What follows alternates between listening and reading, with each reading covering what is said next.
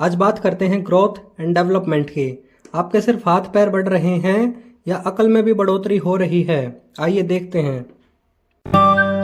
सुरीली is my identity, सफलता is my M. Development चाहिए तो आओ, यूज करेंगे brain. Growth process of increasing in physical size. इस साइड दिख रहा है आपको, ये साइज मेजरेबल है, ऑब्जर्वेबल चेंज है बॉडी में। लेकिन डेवलपमेंट मेजरेबल नहीं है, ये फील किया जा सकता है। और इसमें सिर्फ फिजिकल ग्रोथ नहीं है, इसमें कॉग्निटिव, इमोशनल, सोशल सभी इंक्लूडेड हैं। ग्रोथ और डेवलपमेंट के डिफरेंस को देखते हैं। ग्रोथ है नैरो क्योंकि इसमें सिर्फ फिजिकल एस्पेक्ट है। डेवलपमेंट है ब्रॉड क्योंकि इसमें फिजिकल के साथ साथ सोशल, कॉग्निटिव, इमोशनल एस्पेक्ट्स भी हैं। ग्रोथ है लिमिटेड, एक टाइम के बाद आपकी हाइट स्टॉप हो जाती है। लेकिन डेवलपमेंट है अनलिमिटेड, ये बर्थ से लेकर एंड तक चलता रहता है। ग्रोथ को हम देख सकते हैं लेकिन डेवलपमेंट फील होता है। ग्रोथ है क्वांटिटेटिव, हम नाप सकते हैं कि कितना, लेकिन डेवलपमेंट है क्वालिटेटिव प्लस क्वांटिटेटिव। ग्रोथ का सिंगल डायमेंशन है जो कि है फिजिकल, लेकिन डेवलपमेंट के मल्टीपल डायमेंशंस हैं। ग्रोथ लीनियर है, डेवलपमेंट स्पाइरल है, इसके सभी एस्पेक्ट्स कनेक्टेड हैं। ग्रोथ है कॉन्क्रीट, हम टच कर सकते हैं। डेवलपमेंट है एब्स्ट्रैक्ट, हम फील कर सकते हैं।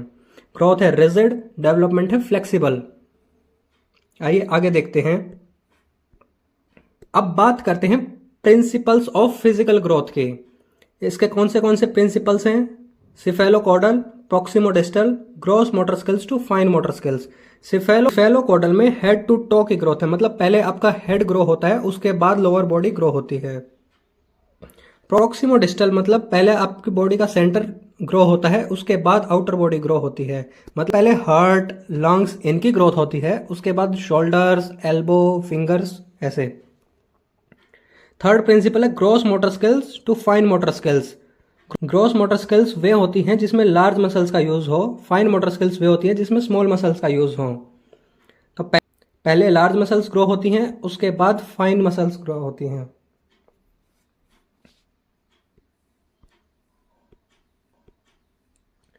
अब देखते हैं प्रिंसिपल्स ऑफ डेवलपमेंट। कौन से हैं? प्रिंसिपल ऑफ कंटिन्यूटी, मतलब डेवलपमेंट कंटिन्यूसली चलता रहता है। Principle of individual difference, individual मतलब एक, डिफरेंस मतलब अंतर, मतलब हर एक इंसान दूसरे से अलग है। कैसे अलग है? वो किसी भी एस्पेक्ट में हो सकता है, physical, cognitive, emotional, social etcetera. Principle of irreversibility, गाड़ी में जैसे रिवर्स गियर होता है ना पीछे जाने के लिए, इसमें वैसा नहीं है। डेवलपमेंट आगे कंटिन्यूसली चलता रहता है, एक बार डेवलपमेंट हो गया तो हो गया।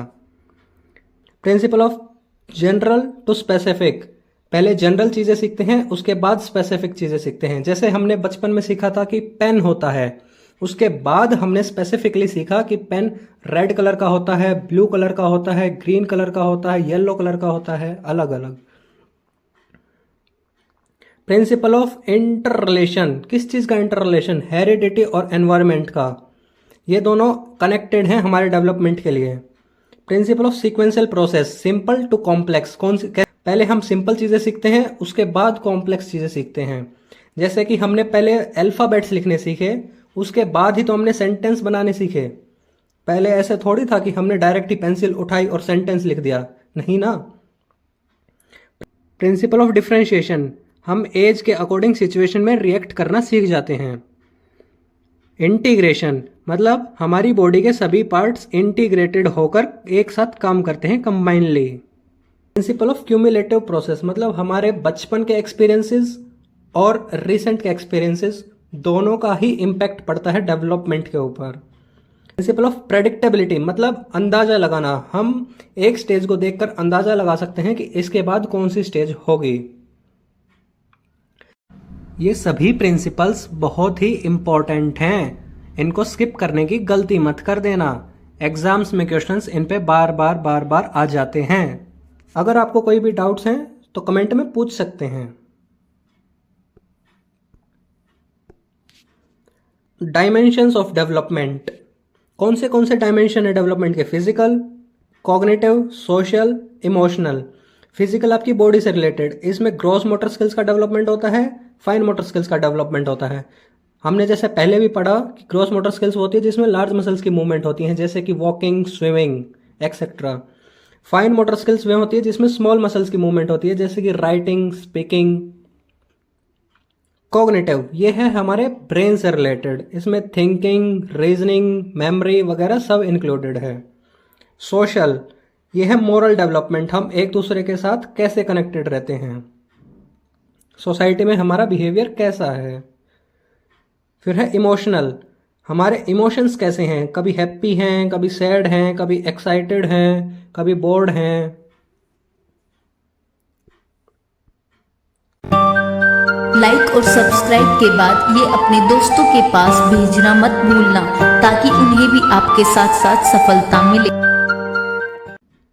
अब देखते हैं कॉजेज ऑफ डेवलपमेंट, कौन से कॉज है। एक तो हेरिडिटी और एक एनवायरनमेंट, ये दोनों ही बहुत ही इंपॉर्टेंट कॉज हैं।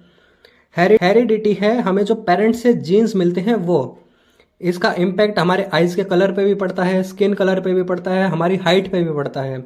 यह है फिक्स्ड और प्रेडिक्टेबल, हम अंदाज़ा लगा सकते हैं कि पेरेंट्स की हाइट कम है तो बच्चों की भी हाइट कम ही होगी, लेकिन ये जरूरी नहीं है।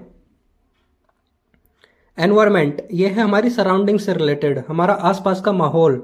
संगत का असर सुना है ना, ऐसे ही पड़ता है, इसलिए ये बहुत इंपॉर्टेंट है। According to Woodworth, heredity into environment is equals to development, मतलब हेरिडिटी और एनवायरमेंट के कॉम्बिनेशन से ही डेवलपमेंट होता है हमारे अंदर। लेकिन हम किसी एक को ज़्यादा या कम नहीं कह सकते, हम ये नहीं बोल सकते कि हेरिडिटी का कम असर पड़ता है या ज़्यादा असर पड़ता है, और ना ही हम 50-50% बता सकते हैं इनको। अब है stages of child development, prenatal, infancy, early childhood, middle and let childhood, adolescence. अरे ये क्या इन्फेंसी में 0 आ गया? लेकिन क्यों? क्योंकि प्रीनेटल जो है वो आपके बर्थ से पहले की स्टेज है, ये जो 9 मंथ्स है आपके बर्थ से पहले के हैं। इन्फेंसी स्टार्ट होती है आपके बर्थ से लेकर 2 ईयर्स तक। अर्ली चाइल्डहुड है 2 to 6 years, middle and let childhood है 6 to 12 ईयर्स ऑफ एज। फिर है एडोलेसेंस, एडोलेसेंस है 12 to 18 ईयर्स, यहीं से जवानी की शुरुआत होती है। और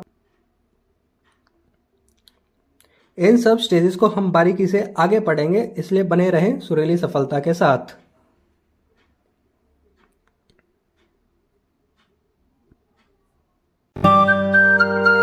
सुरीली सफलता के संग पढ़ते रहो, बढ़ते रहो।